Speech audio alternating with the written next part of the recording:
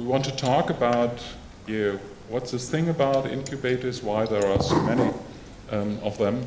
But first, I would like to turn tables, because as a young founder, I'm used to giving pitches. One of them you saw today, and often I'm told, just tell me in 2 minutes or tell me in 3 minutes, what is your project, what is your startup about, what makes you different, what makes you tick.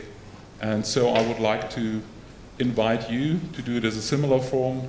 As I told you before, please give us an impression of yourself, or even better, your company. What is your USP towards founders, towards entrepreneurs? What makes you special? And you have 3 minutes each. I will try to check the time, and let's just start in order. Yeah, I mean, Florian Heinemann from Project A. What are we? We're basically a venture capital fund with an attached agency. So like a company builder incubator. We have a fund of 50 million euros coming from Otto Group. We hopefully will increase that next couple of months. We have a team of 85 people supporting our startups in the central unit. Half of that is tech, product development. Then we have a pretty large performance marketing BI team, a pretty large HR team, and then other functions following through. We do very early stage investments, either in companies we found ourselves or external teams that come to us and want to develop their startup with us. All of that we do is early stage, and we only do an investment if we feel that some of the competencies that are just listed we can actually apply to the startup. So what you'll see in our investments is either transactional businesses, whether it's e-commerce, marketplace, whatever. So what do I mean by transactional? There's some kind of transaction happening. It doesn't have to be a physical good. It can also be a virtual good, right? So that doesn't really matter. Or when we as a incubator, or the companies within our incubator, would use the stuff that we invest in. So that's like the only B2B thing we do. Like normally we only do B2C, but we've done 3 investments now in like especially online marketing /BI /data driven tools that we would also use ourselves. Right? So that's like kind of the sales pitch. So we only try to do things that we know of and that we can provide know-how for. And the thing is, what we basically see is as a trend, we try to provide access to competent people. That's the one thing. But we started to do that at Rocket, and we're continuing that way, is that we try to develop systems that you can base your startup on, whether it's like an e-commerce or transactional business platform that allows you to like put your startup on an IT platform that's much more advanced that you could afford as a single startup. We developing our in-house BI system that connects several external systems together. So we very strongly believe in building systems or a platform. And because I think the time when incubator provides just internet connection and office space that's probably limited USP over time. So that's our approach, and whether that will be successful, you could probably say in the next 5 to 10 years. I mean, we're just 7 months old or 8 months old, so it's probably a little early to judge, but I think the approach in general hopefully makes sense. Okay, so before we go to the next one, just to summarize it. Your approach is to offer some shared services, and you could say some modules for the business which you start together with entrepreneurs too, and those modules are often on the technological side, so they don't have to start from scratch, but can start on a certain foundation. But startups can always take it and go with it. That's like the approach. We don't want to sell it like in an agency type relationship long term, but we basically say you get it with the investment, and then you go off with it if you want, but you can also participate in shared development if you like. That's your decision. Great. So, Nico, now it's We're time for you. We're a tiny little bit smaller than Project A. We have about a core staff of 15 people located in Hamburg, right at the harbor, and we focus on combining ideas, technology, and the right people. And we sometimes provide the idea and the technology, and then get the founder, or a founder comes and has even an idea, and then we apply some technology to it and develop the startup from there. We're pretty much driven by, probably by most of the stuff that's on the market right now. We have a somewhat opportunistic approach. when we look at stuff we like, then we do it. If we don't understand it, then we don't do it. We have probably a little less administrative overhead than you guys, because we don't have the people. But we try to do the stuff that we enjoy doing, that where we see that there's a need, and the typical, if there's an itch, scratch it approach. And obviously we focus on mobile right now, because I think that's where a lot of stuff happens. And Staffel is our first project. We also did some other side investments in Arztterminity and Roombeats here in Berlin this year. And so basically, you guys can come to us if you're really interested in technology. That's our main focus. Okay. Again, a question to clarify, because we discussed it by the river in the last break. At first you began with some incubator stuff where you financed young incubators and some of projects of your own, but just now you told me you focus more on projects of your own where you take in entrepreneurs but found a company together with them. And so and I don't know what you want to call it, whether it's an incubator, an accelerator, a lab, whatever, but we decided that it's much smarter to focus on the stuff that we really care about, and then really take the entrepreneur over to our company, and provide some room, some matter, and some ideas about technology, and then develop the stuff together, and then release it into the wild when I think it's ready. So it's a very close relationship with the But after that we cut the ties. We don't want to be involved forever. We have to let if you love it, set it free. Exactly. Okay, so Jens? Well, Jens? Sorry. Whatever you Tobias, prefer. Well, in the end, there's a lot of parallels, so let's maybe focus on the things which are different from our predecessors. Hanse Ventures exists for 2 years now, also in Hamburg. Usually we are sitting somewhere alone on a panel with a lot of people from Berlin, but now actually we have another one from Hamburg here, which is, so one unique selling proposition is already gone. And we haven't met in Hamburg before. Actually true. In the end, what we do, Hanse Ventures understands itself as a co-founder, institutional co-founder, so we don't understand ourselves as investors. What we provide is the usual stuff, the infrastructure, office space, different services from financial advice via PR, HR, business development, design, programming. That's what we provide and see as our asset, what we bring in. We try to make the founders that come to us, or the people that we meet, to give them the opportunity to focus on their business, so actually that they can push forward their company. And what we do is we try to provide everything that's needed around it, strategic advice through our co-founders, which are actually one of our assets, I think, as well, because we have a bit of unusual structure there with Jochen Maas coming from the online world, being very strong there, also as a business angel himself, and Rolf Schmidt-Holz and Bernd Kundrun, who are two dinosaurs from the media business, but more offline. So this combination of network is actually quite attractive, because it allows us to bring in a lot of either private investors or even VCs who then like to invest in our companies. So maybe those are the two main differences towards the companies which presented themselves before me. And that two of your founders came from the traditional media industry. Has it some influence beside the connections? Does it influence your selection of startups or the industries where you preferably go in? Not really. We are pretty open. Of course, our focus is also on mobile and internet, but they have a bunch of experience, of course, being not only due to their age. One of them is mid-50s, the other one is going to mid-60s, and they know what's going on. They've been the CEOs of major companies, Bertelsmann / Gruner & Jahr, the other one, Sony Music, worldwide CEO. So next to their connections, they have a lot of experience which they put into sparring with our founders, and that's of course something that you don't have every day, that you can use one of those old guys to spar your ideas with. Okay, but contrary to the first two ones, you don't focus on providing infrastructure in the IT area or in business systems?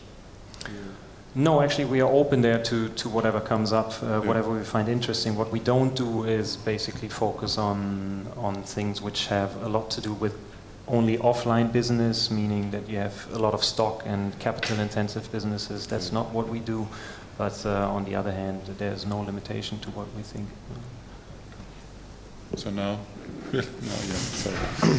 Might be I need a little bit longer to show some differences which BAP it gets harder and harder with everyone. Yeah. So. We are a little bit longer around. We are since 15 years active in the VC market. We are listed VC and we are investing in the moment from two fund structures. First one is these BNP Media investors, and the second thing is the seed fund, especially for the region in Brandenburg, not in Berlin, but in Brandenburg, which is spent by money from the EU and from the federal county Brandenburg. In the Brandenburg case, we are investing very early, also some seed investments, and the good thing there is that we have, like the high-tech Gründerfonds, not these discussions about valuations because it's a very easy structure. It's a loan-driven concept. In our normal fund or traditional fund, we are investing mainly in media and marketing service companies. We are regional-wise. We are active in Poland and in Germany. That might be also a difference to the other guys. We are normally or usually investing a little bit later as the incubators, so we are not seeding ideas. In our case, normally the teams are already set, the idea is given, and the people are looking to the entrance to the market, and we are helping there. We are focused on corporate development, including the points HR and other things. We are not so active in providing agency type services and others. We are more in the traditional role of a financing investor. And additionally, we are of course sparring partners to our investments, to the managing directors, and trying to find out a good strategy. Another difference might be, as we are 15 years in the market, we made some 100, 110 investments in that time. We have also seen good and bad days in this industry and also in our own development, and we have realized also a certain number of exits, and I think it's also very important experience for the small and medium-sized companies in which we are investing in, to help them later on to find strategic buyers, to go for IPO and whatever. And there we have some experience. I think one of the best experience was, of course, together with nugg.ad, not only exit-wise, but also regarding the cooperation and some joint experiences. Yeah, great. So that's the position for more classical VC. So now, Stephan, it's the youngest incubator here on the panel, probably. What is? So we are 1 day old, or this can't be much younger. Actually, obviously, we started our incubator business today, and I think it's rather easy to outline a number of differences to the other guys on stage, because obviously, we have no dedicated team. So the team you will be coached by is effectively the nugg.ad core team. So if you have technical issues, our CTO will take care, or other guys around him. If it's finance, it will be our CFO, who is actually in the room. Klaus, raise your hand. Yeah. So a very experienced guy in that area, and so on. So that is one difference. The other is, and I'm a little bit, I don't know, surprised that all the other guys did not mention that. I think we offer very good conditions. So if you are, as a founder, are coming to us, you go out of the room with 100% of your shares and seed money. It will be only seed money, so that's the only thing we can do.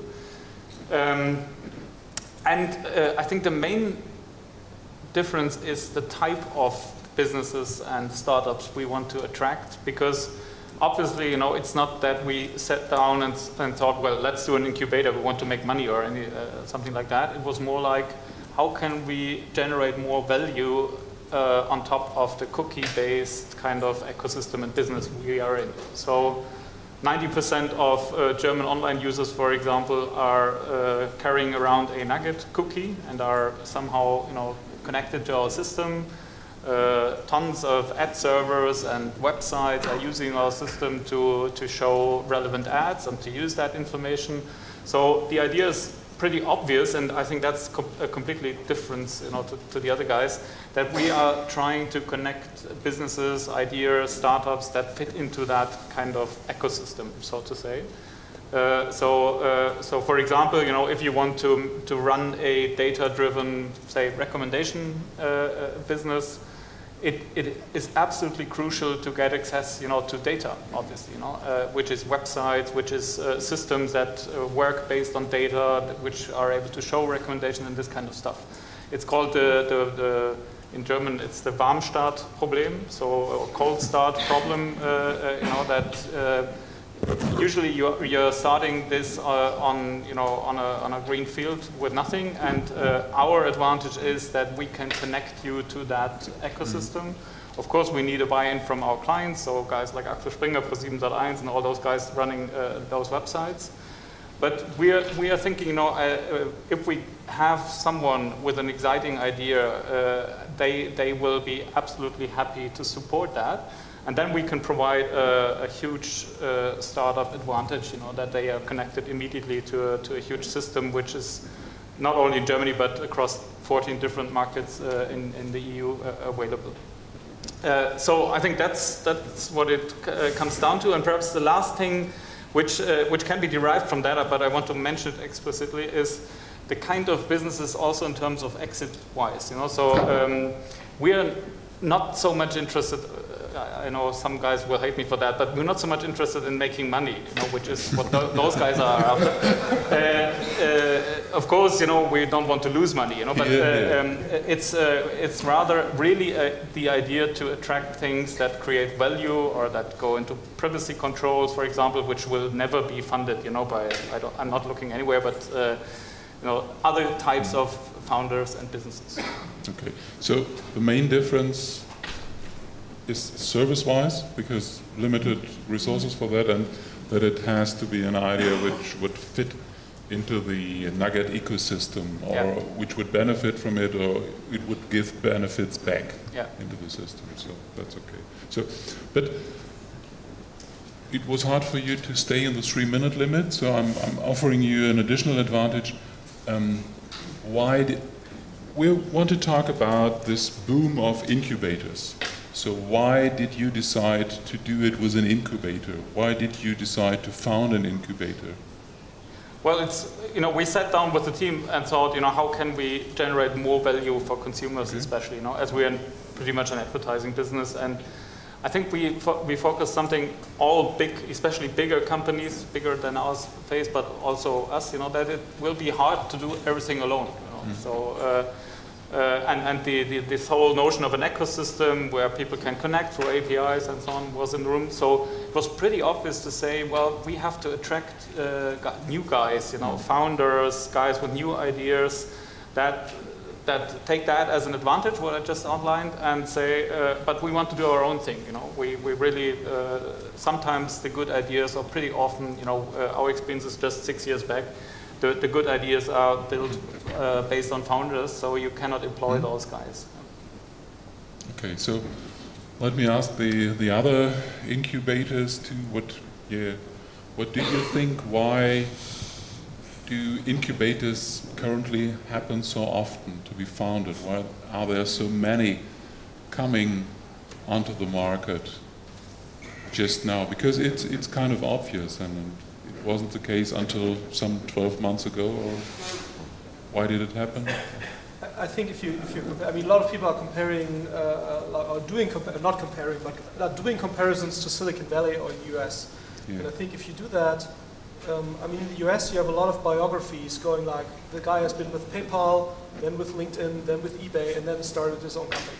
And I think if you look at what happens, or what happened in Germany, or in Europe in general, but also in Germany, is, I mean, after 2001, 2002, most people left the industry, right? I mean, there was hardly anybody after the first new economy wave that stayed in the new economy or in the internet space. I mean, there were a few companies, I mean, like in eBay, yeah, or like in Read and Scout, or, you know, like, or you guys also started 2004, 6 years ago. Yeah, but anyway, but very few companies. And I think So the knowledge of how to build internet businesses or digital businesses, I think is by far not as widespread as it is in the US. So you have a lot less people skilled in that thing. So I think in the US, the sales pitch of an incubator, just by the sense of we help you building your company, is less of a sales pitch than it is here, right? Because I mean, what you see currently in Berlin, like a lot of the people that are working at the startups, I mean, the majority of most people you see now working at startups, it's their first job. I mean, it's probably not with nugg.ad, but if you look at like at a Wooga or at a Zalando, most of the people, that's their first or second job, right? So, and I would say it just will take a couple of years until there's more people experienced in how to build digital businesses. So I think that's why it's completely fair. So you think accelerators or incubators are more needed in the German market than they are? Comparatively speaking, yes. Yeah. Okay, that's a real need and not just... And I think the other thing is that VC investing, if you look at it, I mean, it's not, especially for the large US VCs, I mean, it's not so much here, but venture capital doesn't earn any money, right? I mean, at least if you look at the larger funds, there's been like the Kaufman Foundation study, but also several other studies. So I think that's the other thing. If you look at venture capital, it's very hard to make money, right? And the larger the funds get, the more difficult it becomes. I mean, if you have like a 50 million fund, you need one hit and that saves the whole fund. But if you have like $1 billion US dollar fund, even if Facebook won't save you, right? So that, and I think you need to do something different. And I think incubators is the attempt to do something different by basically saying, okay, if traditional VC investment doesn't systematically work, I have to do something different, i.e. I'm controlling some of the risk of VC investment, which means execution is going wrong. I mean, there's still the business model risk, and there's still the risk that the founders don't get along or whatever, but you can at least control some of the risk and thereby increase the chances that things work. That's at least like our thinking about it, right? I mean, whether that happens, we'll see. But I think there's at least some justification for it. Optimize the chance for success at the end. You nodded when we was talking. Is this your opinion too? So that there is more of a need for such kinds of support for young entrepreneurs in Germany? You know, I think you know, we don't have those 19-year-old, 20-year-old guys coming from college or 21-year-olds. You know, people here tend to be a little older, a lot more risk averse than in the US, and I think an incubator helps reducing the risk, both for the VC who's investing in the startup later on, but also for the guys starting it, because they, you know, have some experienced people who try to coach them a little, that can open doors, make connections and whatnot. And I think that's actually the thing that matters most. It's still the people, you know, and you know, it's always helpful if you have a great framework, IT-wise or administration-wise. But I think at the end, it's important that you know the right people that can introduce you to the next business partners and stuff like that. But that's interesting what you said. So you think it's not only because of the different history about the digital industry in Germany, like you said, but there is a different kind of culture or emotion towards becoming an entrepreneur, more risk awareness, and even worse, not as open to go into a risk, and the incubator model makes it. I think that is changing, because it's a little more common to be a founder, and you know, in Berlin. And it's sexy in Berlin. Yeah, and in Berlin everybody and their dog is a founder. That's you know, very common. But I think still, you know, it's helpful for a lot of people to, you know, at least have somebody to talk to on a regular basis who will guide them just a little. You know, I mean, it's not that I tell them on a daily basis what to do, but if they have a question, if they need to know somebody at whatever company, then I look at my contact book and you know, just find out whoever that is. You know, and I think that makes it very valuable for younger guys who just don't have the connections. Tobias, what's your take? I think there's a lot more people actually willing to become an entrepreneur and work as an independent, more or less independent person then, because what we see is that, I don't know, if I look around 35 years, my age, I'm not that old, but from my friends, I don't know how many people are actually or became an entrepreneur and worked independent. If I compare that to the people nowadays at the age when I was around 20, 22, I think the number increased. The people coming to us either having finished their studies and then immediately willing to found their own company, work by themselves, that's much higher, my thesis at least, compared to the number it was 10 years ago. So it's the same idea I had before, because the people are younger, they need more support in the classic traditional parts of running a business? Or? Well, I think it's a mixture of it. I think you have a lot more people willing to become an entrepreneur. That's the first thing, and the second thing is if you have more people, you have more need for advice and for knowledge, and that's what we try to do. We've done it, or Jochen has done it several times. I haven't done it, but they know how to do it. So if you turned left for 5 times and know that actually behind the corner there's something bad waiting, then you tell them, well, rather turn right here and don't turn left again. And that's what the people need, and not everybody has a great network or rich parents, and that's, I think, pretty easy and pretty straightforward, and to come to one of those incubators and use the network, use the help that you can get. Absolutely fine. Again, say when all these incubator people are telling that the business is, the structure is so much better for the early phase, do you see any chance to be successful as a traditional VC anymore? I think so. First, you think so? First, I think mostly the incubators are financing the first stage. I think in Florian's case it's a little bit different because in principle you have more money as we. But I think the normal incubators are for this first stage of development. And that's why my opinion is also very important that the incubators are dealing seriously with the tickets and with the startups, because it's very important that the startups get a structure which is still to finance for other money providers later on, because there are certain limitations. And the second thing which makes me optimistic that our business is also still alive is we have seen 10 years ago also tons of incubators are coming up, and I think a certain number of incubators will also leave again the market because they will feel that it's really a hard job to make it. And I think in the moment we have also incubators, especially in Berlin, what are people which owning a certain mortgage and they are giving 20,000 bucks or euros plus a free room for 6 months. That's also not incubation compared with the things you are doing, because I think there is a market for the kind of incubation to deal with these small and young teams, but I think it has to be also on a certain quality level, and it has to be with rules which are allowing to participate later on in the financial market to get another financing. And I think finally for a second round investor, it's very important to get the team and to get the founders. And I think the incubator, it's more or less history at this moment, because normally the incubators are not follow up with the support for the companies later on. And that's why it's very important to find a certain manifestation of these interests, that the founder is still the leading force in the company and possess enough shares to accept also the dilution via the second round of financing. But you said in the beginning that you do some early stage founding too.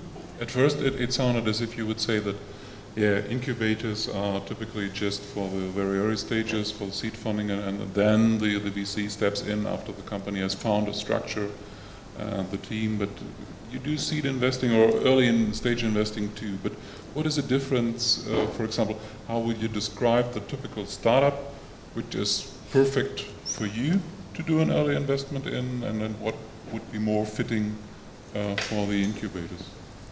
I think, yes, we do from time to time also seed investments, but normally if we are going in seed, then there has to be something what is a little bit more mature. It might be the founder will make his second play, then it's already a little bit lesser risk as you start with someone who is coming from the university, or you are feeling, or experience, or you are feeling that this business model might fit to other businesses you have in your portfolio. Then we are also starting a little bit earlier. As earlier you are normally starting, and as young as the teams are, as more you have to need to cooperate with them. And we are a much smaller team, at least in this operative part of the business. So we could not afford that we are sending someone for 3 days a week for one startup team. That's in our case all the time an allocation of time. So I can go only in seed projects if I have the feeling they will be run more or less like an early stage project, not will not take too much time from our side. And so I think normally we are more on this early stage that the teams are already formed. There is a clear need for the product in the market. There is already a product, and we are taking a little bit more the risk. The market entrance might be, the technical development is not fully clear, but they have at least a clear idea what they like to found. And in the incubators, you are seeing from time to time that people are still looking for a product or for a solution. They are more. They have a team, they want to do it, but yeah, still need some focus.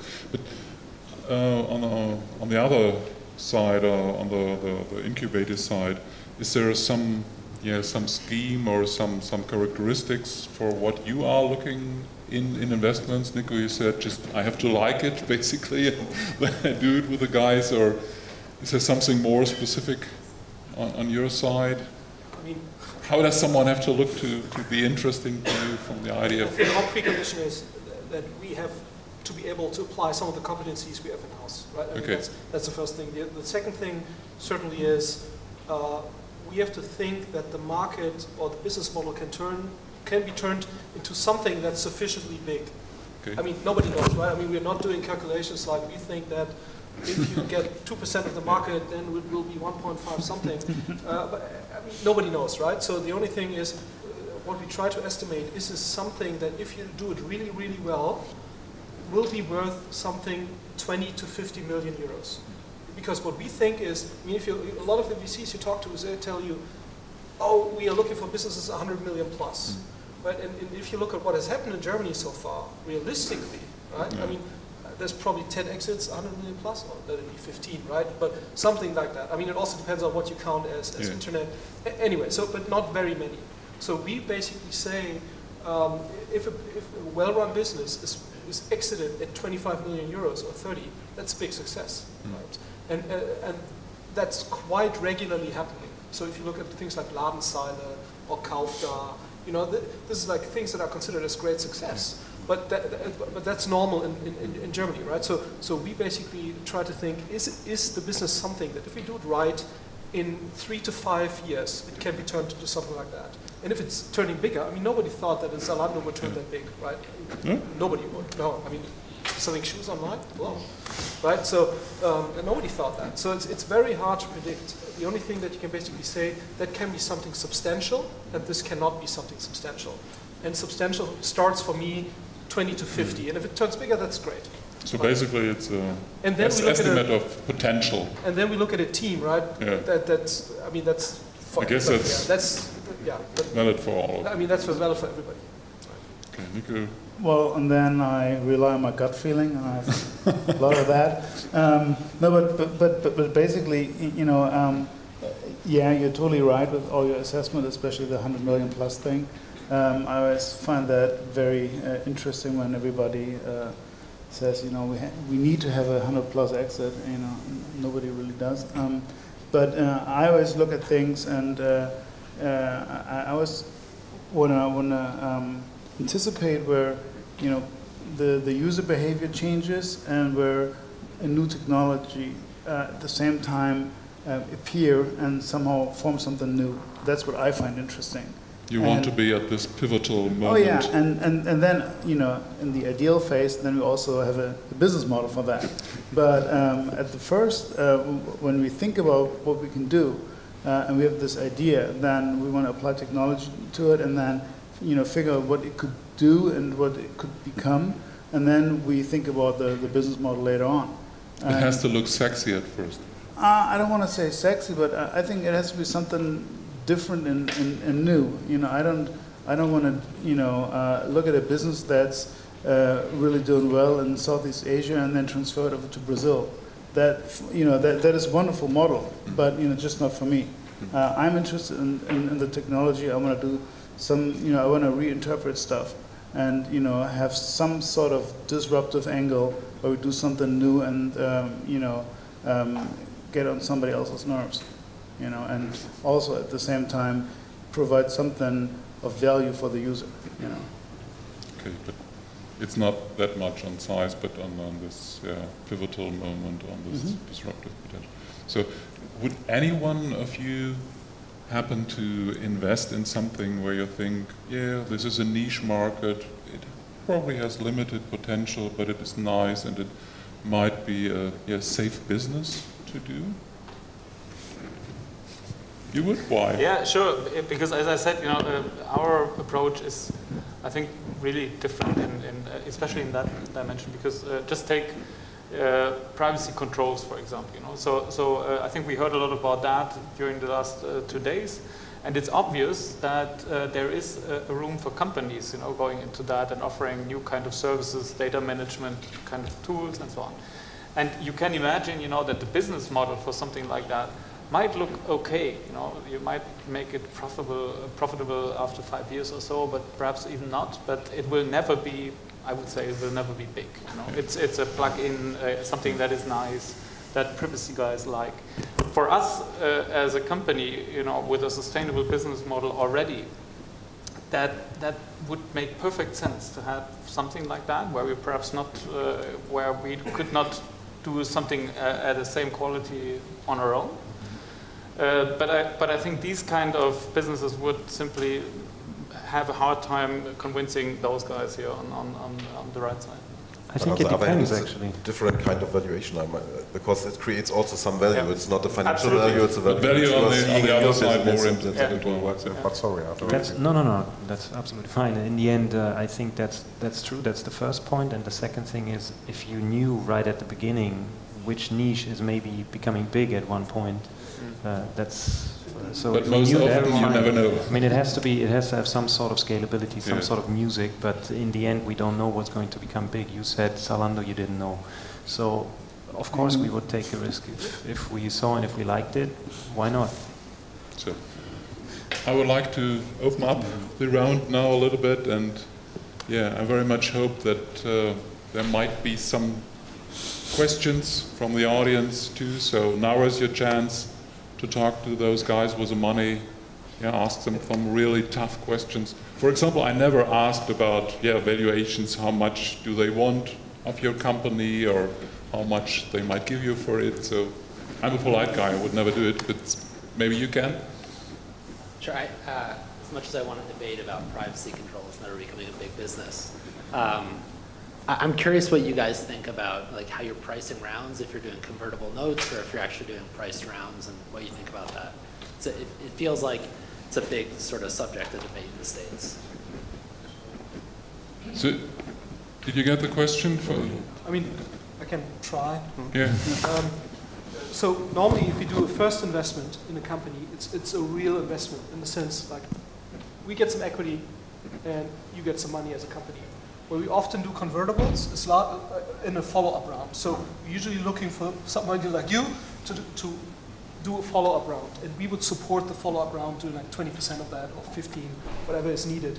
And then often we would give a convertible loan and basically tell the founder, listen, we give you a convertible loan and that will be converted at the valuation that BNP or whoever will enter the follow-up round. So we work with both, but at different stages. And if we do an investment in an incubation company, so that's something that we help, like in a transactional business, which is often more capital intensive, we usually don't invest below 750,000 euros, right? And founders have something like 40, 45, 50% of the company after that. That's what we usually try to have, right? We sometimes also invest $1 million, depending on what you need. I mean, there's been one in Tirendo, for example. We've invested 3 million because it's just a very capital-intensive business. If you look at the tool stuff we've done so far, we've invested between 400 to 850,000 euros. Right? So, in the minimum stake we usually try to have in a company in order to provide the support is 20-25%. So that's probably a little higher than you would have on the VC side because we have some opportunity costs for the infrastructure we use. But that's like the range. Something between 20 and 50%, roughly in that area. Let it be 55, but roughly that ballpark. So I guess that's quite an important information, but that's because it's rather high compared to other.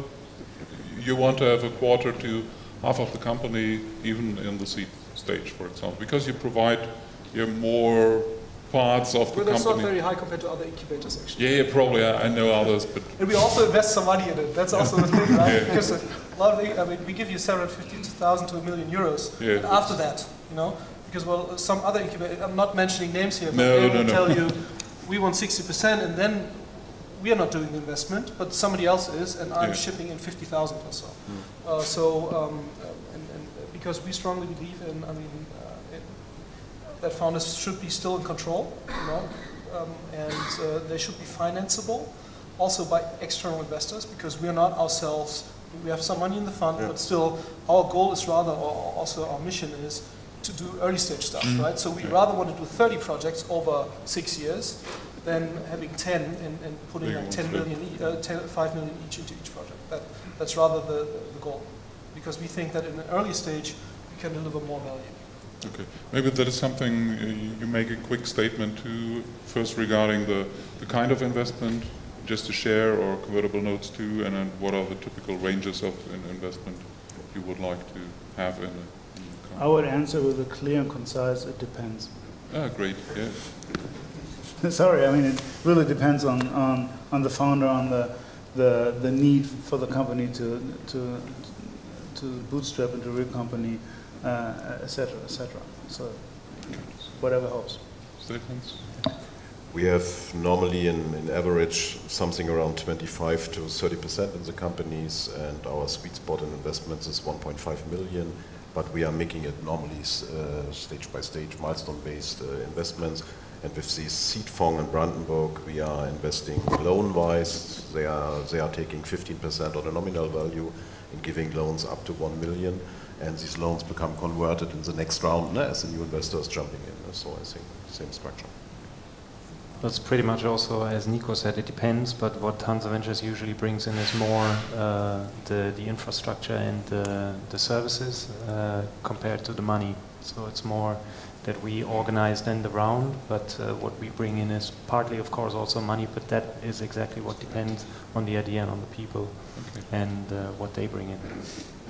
Stephan, you? So for us, it is less money. So on average, something like 100,000 to really just make people going into the, I would say, into reach the prototype kind of phase where you can approach guys like Jens or perhaps even the others on the stage. So really early. And the difference is it's neither a loan, convertible, nor equity. But because we thought it's really a nightmare to go through the valuation thing when you have nothing, just an idea, you will lose as a founder. That's my experience. You need something in the beginning that does not force you into. And he was not my bad in the beginning. It's grinning. But it was a nightmare, of course. Yeah, that's his job. No. The valuation. There is no valuation, so it's a cooperation agreement which provides you with the money, and the founder still has 100% of the shares after that. Of course, there are some clauses that say in the next round we have if we're interested, we can go take that next round or go together with other guys. I think there was another question. Yeah. I'll try to speak up. My voice is a little bit defunct currently. Just take the microphone a little bit more. Hope everybody can hear me. So since I come from a privacy background and I see privacy being in big letters up there, I have a question that regards the type of support you provide to your entrepreneurs and your startups. In the field, you're all in the IT business, and often there's high privacy relevance in the services that are developed, I assume. So is it typical, or would you be interested, or are you doing that you evaluate architectures and technical implementations in regards to how they're set up in regards to privacy and IT security? So when I saw the presentations this afternoon, not being in that specific market, my questions would have been a lot concerning the architectural setups, and I think that's where probably a lot of the cases have their, say, hurdles, and they could probably tremble and fall. What's your experience in that regard? I think that's a very interesting, because unusual question on a panel like this. So what's your take? I think it's a really good question. I have the great luck that our CTO is a former speaker of the Chaos Computer Club. So I think privacy and all those issues are like the top priority at our company, and I think everything's designed around that. And there's no way around, because he would just refuse to do anything else. So, you know, for us, that's really, really important. And when we evaluate other companies, every time I let him do that, the result is that we should not invest anymore. So, you know, if I really want to invest, I don't take him along. If I'm not that interested, that I take him along, and then it's probably dead investment. Because he's really tough on that issue, and there's no discussion between us about that. In our case, privacy and IP matters most. I think in due diligence parts, we are using outside parties for the more mature projects, and also sometimes we are trying to find relevant expertise within the portfolio. And also in our guarantee section, because we are investing in existing businesses, I think privacy issues, not only for the moment of the investment, but also for the later on activity of the company, are very important. And we are also cooperating with some lawyers, which help us to find for every game the right rules. And I think also seeing the expertise with nugg.ad, we have really learned how important privacy is, and that it could be also a certain value for a company or base value if you follow these rules. So I think it's really important.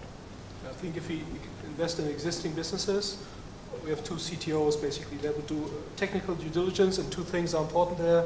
One is scalability, right? And the other thing is exactly that, so privacy.